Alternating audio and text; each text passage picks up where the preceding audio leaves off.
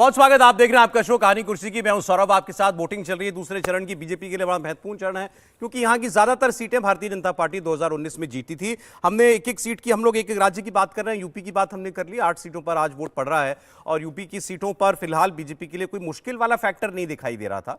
पहले चरण में बहुत चर्चा हो गई, वोटर निकला नहीं। इस बार वोटर भी ठीक ठाक निकलता हुआ अभी तक दिखाई दे रहा है और समीकरण, चाहे आप जाट समीकरण कह लीजिए, मोदी फैक्टर कह लीजिए, सब कुछ सधा हुआ है। एक चीज जो है, केवल जो मुस्लिम वोट को लेकर के बार बार कहा जा रहा था कि मायावती ने बड़े स्ट्रेटेजिकली कहीं कहीं मुस्लिम कैंडिडेट दिए हैं, वो मुस्लिम वोट बटेगा तो भाजपा को फायदा होगा।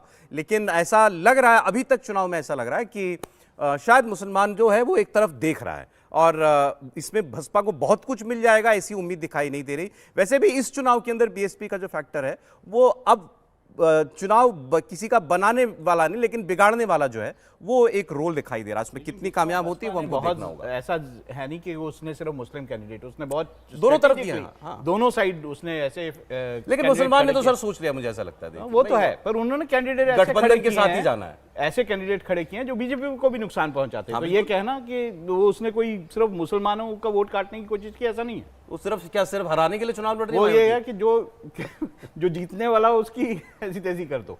बिहार की हम लोग बात कर रहे थे, किशनगंज की हमने बात की। एमआईएम के कैंडिडेट अच्छा चुनाव लड़ रहे हैं। अख्तरुल इमाम यहां से, मोहम्मद जावेद सिटिंग एमपी हैं कांग्रेस के और वो जो हैं उनको टक्कर अख्तरुल इमाम एमआईएम से मिल रही है। जेडीयू को यहां चर्चा हुई कि इस बार एनडीए को मुस्लिम वोट तो मिलने की उम्मीद नहीं है, लेकिन धुप्पल में हम लोग जैसे आम भाषा में कहते हैं कोई लग जाए अगर तीर निशाने पर, मतलब अगर वोट कट गया, ज्यादा मुस्लिम वोट एमआईएम ने काट लिया तो एक चांस बन सकता है। कटिहार की बात करते हैं, यहां भी 40% से ऊपर मुस्लिम वोट है। दुलाल चंद गोस्वामी जेडीयू से वर्सेस तारिक अनवर कांग्रेस पार्टी से। तारिक अनवर पुराने नेता हैं और कटिहार की सीट भी जो है 4 बार के सांसद है। 4 बार के सांसद कभी लड़े हैं, कभी कांग्रेस से लड़े हैं, तो अलग अलग टाइप से। कटिहार की सीट तो भाजपा के पास रही होगी। हाँ, कटिहार से भाजपा के पास से मुकाबला कड़ा है, लेकिन फिर भी जिसको कहते हैं जो वोटों का बंटवारा है मुस्लिम प्रत्याशी की वजह से, वो यहाँ हो पे सकता है यहाँ पे हालांकि यादव और मुस्लिम भाजपा के लिए बहुत कठिन सीट। यादव और मुस्लिम वोट 52% है, तो अगर ये बड़ा ये एक साथ जुड़ा तो मुश्किल होगा। और यहाँ कोई और तीसरा फैक्टर नहीं है यहाँ पर, यूपी की तरह यहाँ कोई बसपा नहीं है, एमआईएम भी सीट पर नहीं है। जेडीयू भाजपा और उधर कांग्रेस आरजेडी उन्हीं का। जी हाँ, बिल्कुल ठीक। अच्छा, अगली सीट है, अगली सीट की बात कर ले। पप्पू यादव वाली सीट जो है सर, पूर्णिया की सीट, संतोष कुशवाहा जेडीयू से, बीमा भारती आरजेडी से। पप्पू यादव निर्दलीय लड़ गए। पप्पू यादव ने बगावत कर दी, पूर्णिया चाह रहे थे, आरजेडी ने पूर्णिया में बीमा भारती को टिकट दे दिया। अब कांग्रेस ने लड़ाई लड़ी नहीं पप्पू यादव की, वो तो कांग्रेस में शामिल हो चुके हैं ना, लेकिन कांग्रेस ने स्टैंड नहीं लिया उनके लिए, तो उन्होंने कहा मैं निर्दलीय चुनाव लड़ूंगा। वो पहले ही कह चुके थे दुनिया छोड़ दूंगा, पूर्णिया नहीं छोड़ूंगा। कांग्रेस ने सपोर्ट किया सर उनको। आरजेडी ने कहा था कि वो निर्दलीय चुनाव लड़े, उन्हें पार्टी से आप निकालिए। कांग्रेस ने पार्टी से नहीं निकाला उन्हें। पार्टी ने कहा कि नहीं, हमारी बात हो गई थी, आप माने नहीं, हम उस पार्टी से निकालेंगे नहीं। वो निर्दलीय चुनाव लड़ रहे हैं, लेकिन कांग्रेस ने उनके ऊपर कोई अनुशासनात्मक कार्रवाई नहीं की है। कांग्रेस का पूरा समर्थन उनके साथ है जमीनी स्तर पर। नहीं तो यहाँ पर बीजेपी जीत सकती है। संतोष कुशवाहा जो है पप्पू यादव और बीमा भारती की लड़ाई में जीत भी सकती है। ये सीट है किसकी, पहले तो ये क्लियर हो। नहीं, भाजपा की सीट है, पूर्णिया से भाजपा जीती। लेकिन यहाँ जैसे मैंने कहा था ना कि मथुरा में आप जयंत चौधरी का बयान सुनिए, यहां मैं कह रहा हूं कि खुद तेजस्वी का बयान सुनिए। तेजस्वी ने बीमा भारती के समर्थन में जो सभा की उसमें कहा कि लड़ाई सिर्फ 2 लोगों की है, अगर आप बीमा भारती को वोट नहीं दे रहे हैं तो आप एनडीए को वोट दे रहे हैं। वहां लोगों ने इसका अर्थ निकाला कि लालू प्रसाद यादव तेजस्वी यादव के सामने दूसरा कोई यादव खड़ा नहीं होने देना चाहते हैं। जो उन्होंने 2019 में कन्हैया कुमार के साथ किया, वही वो इस बार पप्पू यादव के साथ कर रहे हैं और इसका नुकसान दूसरी सीटों पर भी हो सकता है। यही पिछली बार भी चुनाव लड़े थे। यही मूलतः शर्त भी थी लालू प्रसाद यादव की कि वो कहीं और से चुनाव लड़ लें, मधेपुरा से। दरअसल हर्षवर्धन जी ठीक कह रहे हैं, तेजस्वी लालू प्रसाद यादव चाहते नहीं है कि तेजस्वी का कोई यादव समुदाय से आकर के कोई बहुत बड़ा नेता बन जाए। देखिए, रामकृपाल यादव जीत करके आए थे, लेकिन भारतीय जनता पार्टी में आने के कारण जो है वो फिर यादवों के नेता एज सच नहीं बन करके उभर करके आए। यदि ये इनके तेवर बहुत अलग हैं, पप्पू यादव के तेवर बहुत अलग हैं, और मुझे लगता है कि ये बहुत अच्छी लड़ाई लड़ रहे हैं। और जो ग्राउंड रिपोर्ट है, मैं नहीं जानता हूं कि आपके संवाददाता क्या रिपोर्ट है, हमारे पास यही रिपोर्ट मेरी रिपोर्ट यह है कि बीमा भारती आज के दिन में तीसरे नंबर पे है। अच्छा। वो कंटेस्ट में नहीं है। नंबर वन कौन? नंबर 1 में भारतीय जनता पार्टी है और उनको टक्कर दे रहे हैं जेडीयू ये गठबंधन ये है, वहां से संतोष कुशवाहा जी हैं, वो पिछली बार भी जीत करके आए थे और इस बार भी उन्हीं को टिकट दिया गया है। तो पप्पू यादव लेकिन अच्छा कंटेस्ट दे रहे हैं। तो कांग्रेस और जेडीयू की लड़ाई में पप्पू यादव ने खेल बना दिया जेडीयू का। एक चीज और जोड़ना चाहता था, कटिहार में देखिए, कटिहार में मुसलमानों का वोट प्रतिशत बहुत अच्छा है, 46% के आसपास, वहां पर 46-47% के आसपास है लगभग वोट। वहां पर इंपॉर्टेंट फैक्टर ये हो जाता है कि जब पोलराइजेशन होता है तो ये ध्यान रखिएगा, पिछली बार भी भारतीय जनता पार्टी और जेडीयू गठबंधन को 50% से ज्यादा मत वहां पर मिले थे। पिछली बार का आप डेटा आप देखिएगा, और वही कारण है कि और जो आरजेडी था वो कंटेस्ट में पीछे रह गया था। तो मुझे लगता है कि ये डिपेंड करता है, इतना आसानी से नहीं है कि ये सीट जो है कटिहार की। अरे ओके सर, अब आगे बढ़ूंगा। मैं एक लाइन जोड़ देता हूं, पूर्णिमा के लोग जो पूछ रहे है जमीनी पूर्णिया स्तर में, पे। तो वो मुस्लिम और यादव जो है 6 लाख वोट है 12 लाख में से। यादव वोट तो अगर डिवाइड हो रहा है ना प्रॉपर। वही मैं बोल रहा हूँ, पप्पू यादव और भीमा भारती में ये डिवाइड होगा, इसलिए मैं कह रहा हूँ जेडीयू का डिवाइड नहीं हो रहा सर। वहां की जनता पूर्णिमा की पूछ रही है कि जब पप्पू यादव आपसे मिलके गया, कांग्रेस से मिले, उन्होंने अपनी पार्टी विलय कर दी, उसके बाद लालू प्रसाद यादव समर्थन क्यों नहीं दे रहा? भीमा भारती जो जेडीयू में थी, वो आरजेडी की तो उम्मीदवार नहीं है, जेडीयू से लाके आप 4 दिन पहले उसको लेके आते हो, उसको टिकट देते हो सिर्फ इसलिए कि पप्पू यादव को आपको टिकट नहीं देना है। यादव समाज से किस बात की नाराजगी हो? पूरा पप्पू यादव को वोट पड़ रहा है। बिल्कुल, यादव पूरा वोट पप्पू यादव को जा रहा है। परिवारवाद और तानाशाही लालू प्रसाद यादव की उसका प्रमाण है ये। किसी यादव को लालू प्रसाद यादव बर्दाश्त नहीं करते हैं, किसी नेता को बर्दाश्त नहीं कर सकते हैं जो उनके बेटे के भागलपुर अजय मंडल जेडीयू, अजीत शर्मा कांग्रेस, ये सीट भी गठबंधन की सीट थी। बांका की सीट है, गिरधारी यादव, जयप्रकाश नारायण यादव आरजेडी से यहाँ पर चुनाव लड़ रहे हैं। यादव की यहाँ पर लड़ाई हो रही है लेकिन वह 40 में 39 वाला मामला 2019 जैसा बिहार का। देखिए 39 सीटें आ जाएंगी, ये थोड़ा कठिन तो है, लेकिन फिर भी 2019 लगभग दोहराया जाएगा। और मैं इसमें एक बात कहता हूं, देखिए बिहार का राजनीतिक समीकरण जो है वो पूरी तरह से दिखाता है कि अगर 3, 4, 5 बड़े नेताओं के साथ जो जातीय समूह है वो अपनी प्रतिष्ठा जोड़ते हैं। लालू जी के साथ सबसे ज्यादा प्रतिष्ठा जोड़ते हैं जो मुसलमान और यादव है। जो सबसे दूसरे नंबर पर कहें तो नीतीश कुमार के साथ जातीय प्रतिष्ठा जोड़ते हैं, चिराग पासवान के साथ प्रतिष्ठा जोड़ते हैं, जीतन राम मांझी के साथ प्रतिष्ठा जोड़ते हैं, उपेंद्र कुशवाहा के साथ प्रतिष्ठा जोड़ते हैं। और वो जब गठजोड़ के तौर पर भारतीय जनता पार्टी वाले समूह से जुड़ता है तो वो अजेय बन जाता है। जहां मुसलमान बहुत ज्यादा होगा बात अलग है, वरना सारी की सारी सीटों पर भारतीय जनता पार्टी जीत सकती है। 39 का आंकड़ा, क्योंकि कई बार हम लोग कहते हैं एमवाई उतना वहां एमवाई है मजबूत, लेकिन एमवाई के सामने एक बहुत बड़ा धड़ा खड़ा है। और वाई में बहुत बड़ा वर्ग है जिसको यह लगता है कि लालू प्रसाद यादव यादवों की नहीं सिर्फ अपने परिवार के यादवों की बात करते हैं, वो दिख रहा है। अच्छा, अब जरा राजस्थान की हम लोग बात कर लें। राजस्थान की बाड़मेर, जैसलमेर, पाली, जोधपुर, कोटा, बूंदी, चित्तौड़गढ़, टोंक, सवाई माधोपुर, अजमेर, उदयपुर, बांसवाड़ा, डूंगरपुर, राजसमंद, भीलवाड़ा, झालावाड़, बारां, ये सारी सीटें जा रही हैं। पहले बड़ी सीट बाड़मेर की सीट की बात कर लें। यहां पर बाड़मेर में कैलाश चौधरी लड़ रहे हैं, जो मंत्री हैं, इनके सामने रविंद्र सिंह भाटी निर्दलीय लड़ रहे हैं। इनकी हमने बहुत चर्चा की है, इनकी सभा में बहुत भीड़ आई और कांग्रेस ने यहां वोट दे दिया उम्मेदाराम बेनीवाल का। अब ये जो रविंद्र सिंह भाटी राजपूत हैं, ये चुनाव लड़ेंगे तो वोट तो ये भाजपा का ही काटेंगे ना? नहीं, राजपूत वोट उनको पूरा मिल रहा है, वहां पूरा जाति का वोट बैंक हो रहा है। कोई भारतीय जनता पार्टी या कांग्रेस नहीं है, पूरा वोट बैंक जाति पे बट रहा है। राजपूत है, रविंद्र सिंह भाटी, उनके संग बड़ा पूरा राजपूत जा रहा है। और जो दूसरे है वो जाट, दोनों जाट है, तो जाटों का वोट बैंक वहां जा रहा है। और कांग्रेस ने जिस उम्मीदवार को टिकट दिया है वो बेसिकली हनुमान बेनीवाल के पार्टी से थे।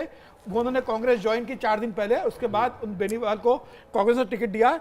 वहां पर दिक्कत में कौन है यहाँ सर? बीजेपी दिक्कत में है या बीजेपी तीसरे नंबर पर चल रही है? कल रात की आपको तीसरे नंबर पर चल रही है। जिला अध्यक्ष से मैंने बात की, भारतीय जनता पार्टी तीसरे नंबर पर है। मुकाबला वहां रविंद्र सिंह भाटी और कांग्रेस के बीच के अंदर हो रहा है। भारतीय जनता पार्टी तीसरे नंबर पर है, दोनों में से किसी की जीत होगी। 25 का 25 वाला रिकॉर्ड टूट सकता है। असंभव है, 25 के 25 भारतीय जनता पार्टी असंभव है जीतना राजस्थान में। इस बार बाड़मेर सीट लगभग भारतीय जनता पार्टी हार चुकी है। बस ये देखना है कि बाड़मेर में जो है, जो हनुमान बेनीवाल है, उसका लोकल यूनिट जो है उसने बीजेपी का समर्थन कर दिया। उन्होंने कहा है कि यहाँ पे जो है आप जो है बीजेपी को वोट करेगा ना। ऐसे में बीजेपी की जो स्थिति बहुत खराब थी वो अब वैसी नहीं रही है। अच्छा, ठीक है। मैं एक और इसमें जोड़ देना चाहता हूं, राजपूतों में भी अब वहां पर एक डिवीजन हो गया है। जो शुरुआत में आप देख रहे थे कि उनकी सभाओं में 1-1 लाख लोग भीड़ उमड़ पड़ी थी। जिस समय नॉमिनेशन फाइल करने गए थे उस समय भी बहुत भारी भीड़ थी।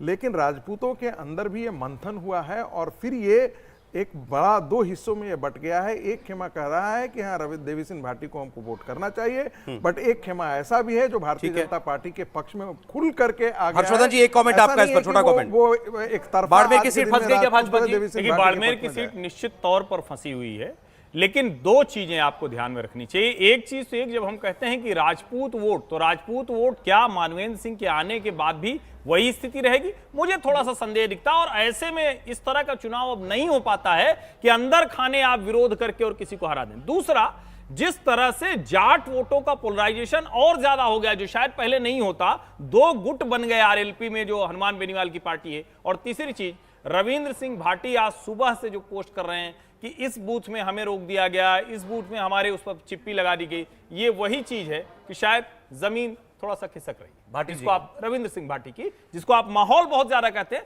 और चूंकि छात्र नेता रहे हैं, छात्र संघ अध्यक्ष बीजेपी के लिए टफ है, लेकिन बीजेपी के लिए बहुत टफ है, लेकिन मुश्किल जो थी वो थोड़ा आसान होती है। ओके सर, जोधपुर सर, जल्दी जल्दी। लेकिन मानवेंद्र सिंह ने राजपूत समाज की बैठक लेने से कल मना कर दिया रात को कि मैं राजपूत समाज की बैठक नहीं बुलाऊंगा। चलिए, मैं जोधपुर पर बढ़ रहा हूं। गजेंद्र सिंह शेखावत केंद्रीय मंत्री, बड़े उम्मीदवार हैं, बीजेपी से लड़ रहे हैं। करण सिंह उजियारड़ा ये कांग्रेस से जो है वो चुनाव लड़ रहे हैं। कोई दिक्कत जोधपुर में कोई दिक्कत नहीं है। कोटा की सीट पर ओम बिरला स्पीकर साहब जो है वो चुनाव लड़ रहे हैं। प्रहलाद गुंजल कांग्रेस पार्टी से उनके सामने जी। ओम बिरला जीतेंगे, हालांकि प्रहलाद गुंजल तो भारतीय जनता पार्टी में ही थे। विधानसभा चुनाव में टिकट नहीं मिल रहा था, ओम बिरला के घर गए, जब टिकट मिला हार गए।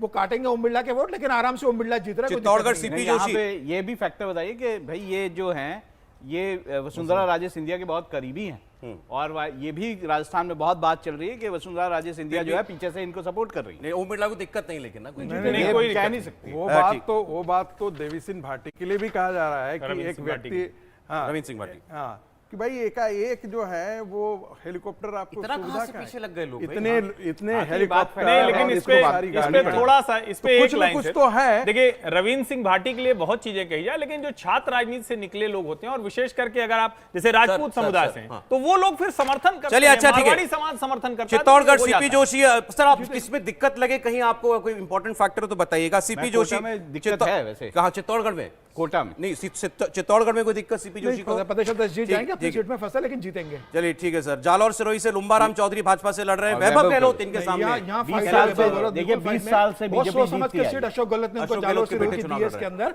और इसमें निश्चित रूप से लुम्बाराम फंसे हुए इस सीट पर। ये देखिए 20 साल से इस सीट को बीजेपी ने जीता है। ऐसा नहीं है कि ये बीजेपी के लिए कोई मुश्किल सीट है। हाँ, ये बात ठीक है कि वैभव गहलोत यहाँ पे मैदान में है और उनकी जाति के बहुत सारे वोट यहाँ पे है, लेकिन फिर भी जब बीजेपी का जो यहाँ पे गढ़ है उसको भेजना आसान नहीं। दुष्यंत सिंह जो लड़ा, दुष्यंत सिंह बसपा के उम्मीदवार ने नाम वापस ले लिया, वैभव गहलोत के समर्थन में अपना उम्मीदवार वापस ले लिया था, तो बसपा का जो वोट बैंक है वो वैभव गहलोत के साथ जुड़ रहा है वहां पर। वैभव गहलोत अच्छा चुनाव लड़ रहा है। ठीक है, दुष्यंत सिंह भाजपा से लड़ रहे हैं, झालावाड़ वाला से। वो तो पांचवी बार, कोई दिक्कत नहीं है इसके अंदर। अच्छा, ठीक है, मतलब लेकिन आपने ये कहा कि 25 की 25 नामुमकिन है, आपको लग रहा है दो एक सीट फंसेगी? बिल्कुल। चलिए, ठीक है साहब। एमपी में बढ़ रहा हूं। 6 सीटें, टीकमगढ़, दामोह, खुजराहो, सतना, रीवा, होशंगाबाद, किसमें सबसे ज्यादा इंटरेस्ट है आपका, बताइए मुझे। सर, सतना मुझे लग रही है कि सतना में गणेश सिंह जो सांसद चुनाव लड़ रहे, जो सांसद है वो विधानसभा का चुनाव जिस कुशवाहा से आ रहे थे, वही सिद्धार्थ कुशवाहा वापस चुनाव लड़ रहे लोकसभा में। और नारायण त्रिपाठी जो वहां के एक बड़े ब्राह्मण नेता बीजेपी के, उन्होंने पार्टी छोड़कर अब वो बसपा से लड़ रहे हैं, तो ब्राह्मण वोट बैंक लेके जा रहे हैं। गणेश सिंह विधानसभा चुनाव आ रहे हैं, लेकिन लोकसभा मोदी के नाम पे हो रहा है।